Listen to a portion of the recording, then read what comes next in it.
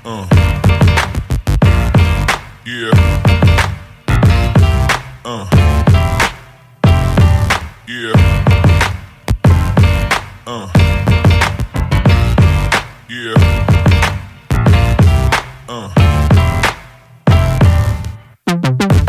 Halo Jakmania, berita Persija hari ini. Lagi-lagi Thomas Doll ditanya bagaimana nasib ketiga pemain asing baru Persija Jakarta yang belum juga datang. Pelatih Persija Jakarta itu berharap tiga pemain asing baru itu bisa segera datang secepat mungkin. Sampai pekan kedua Liga 1 2023/2024, Persija baru mempunyai tiga pemain asing.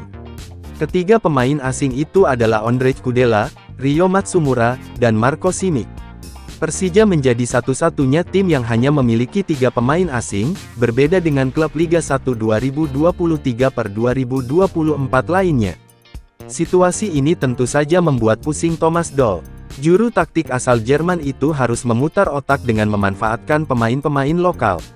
Sampai saat ini juga belum diketahui siapa saja pemain asing baru Persija. Thomas Doll hanya berharap manajemen Persija bisa memaksimalkan itu. Sebab, dengan lengkapnya pemain asing bisa menambah kekuatan Persija di Liga 1 2023/2024. Ini sudah dibicarakan di sesi jumpa pers sebelumnya.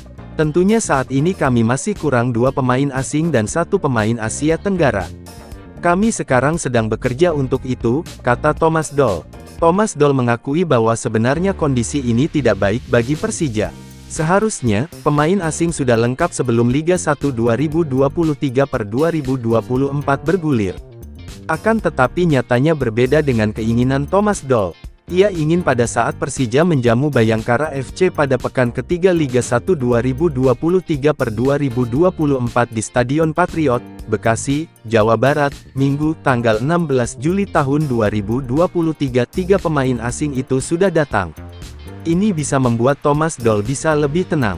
Namun, jika tidak datang juga, maka Persija akan mempunyai tiga pemain asing sampai putaran pertama Liga 1 2023/2024 berakhir. Pasalnya, penutupan bursa transfer pemain akan ditutup pada tanggal 20 Juli tahun 2023. Tentu saja situasi ini tidak baik bagi Thomas Doll dan Persija.